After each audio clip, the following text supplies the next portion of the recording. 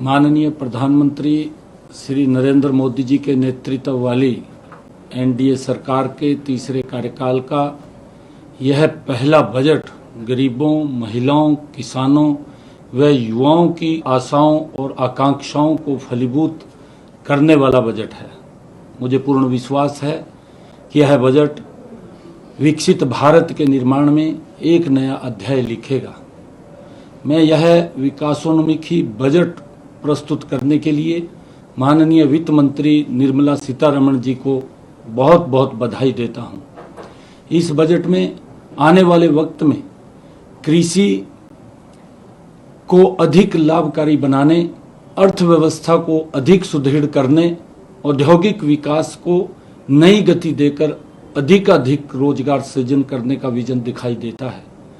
Budget में फसलों की जलवायु के अनुकूल 32 कृषि और 109 बागवानी किस्मों के लिए कृषि अनुसंधान को बढ़ावा देने पर जोर दिया गया है।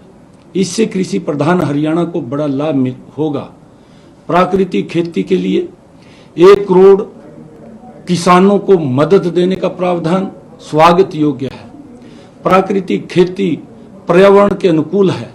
इससे बहुमूल्य जल की बचत होती है और आम जनता को शुद्ध भोजन मिलेगा। किसानों की रासायनिक खादों और कीटनाशकों पर निर्भरता न होने से उत्पादन लागत में भी कमी आएगी। बजट में दलहनों और तिलहनों का उत्पादन बढ़ाने व इनके भंडारण व विपणन को सुदृढ़ बनाने की घोषणा से हरियाणा में फसल विविधीकरण को अपना रहे किसानों को बड़ा प्रोत्साहन मिलेगा। इस बजट में एमएसएमई और विनिर्माण, विशेषकर श्रम विनिर्माण की ओर विशेष ध्यान देना स्वागत योग्य कदम है। एमएसएमई के क्षेत्र में विकास के लिए विभिन्न ऋण गारंटी योजनाएं और मुद्रा लोन को 10 लाख से 20 लाख करना छोटे उद्यमियों के लिए फायदेमंद साबित होगा। बजट में रोजगार से संबंधित 3 नई योजनाओं को घोषणाओं से देश में रोजगार के नए अवसर सृजित होंगे। पहली बार रोजगार पाने वाले नवनियुक्त युवाओं को ईपीएफओ के जरिए 1 महीने के वेतन अधिकतम 15,000 रुपए का भुगतान किया जाएगा।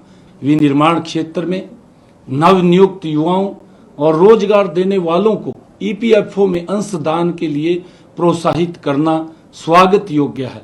सरकार बजट में नियोक्ताओं को ईपीएफओ को अंशदान के लिए 2 वर्ष तक 3,000 प्रति माह की प्रतिपूर्ति करेगी।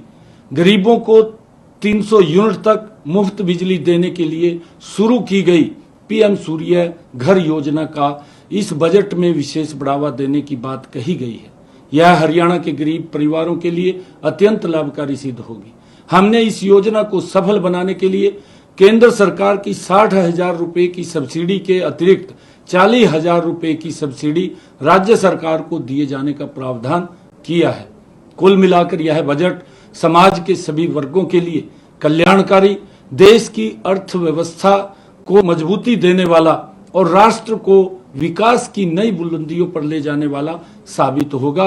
मैं माननीय वित्त मंत्री श्रीमती निर्मला सीतारमण जी को यह बजट प्रस्तुत करने के लिए बहुत बहुत बधाई और शुभकामनाएं देता हूं। और मुझे ये पूर्ण विश्वास है कि पूरे देश में गरीब परिवारों के लिए प्रधानमंत्री आवास योजना के तहत इस बजट में 3 करोड़ नए स्वरूप में घर बनाने का निर्णय भी वो स्वागत योग्य है, जिससे कि आदरणीय प्रधानमंत्री जी का एक विजन है कि हर सर के ऊपर छत देने का काम हमारी सरकार करेगी। उन गरीब लोगों को इस बजट के माध्यम से वो मकान बना करके देने का कार्य भी पूर्ण होगा। मैं इसके लिए आदरणीय निर्मला सीतारमण जी और आदरणीय प्रधानमंत्री जी के इस विजन को मैं बहुत बहुत बधाई और शुभकामनाएं देता हूं। ये बजट इस देश के विकास में और गति से आगे बढ़ाने वाला ये बजट है। हर वर्ग की अपेक्षाओं के ऊपर, चाहे किसान है, गरीब है, युवा है, व्यापारी है, हर वर्ग की अपेक्षाओं के ऊपर खरा उतरने वाला ये बजट है। मैं इसकी पूरी प्रशंसा करता हूं।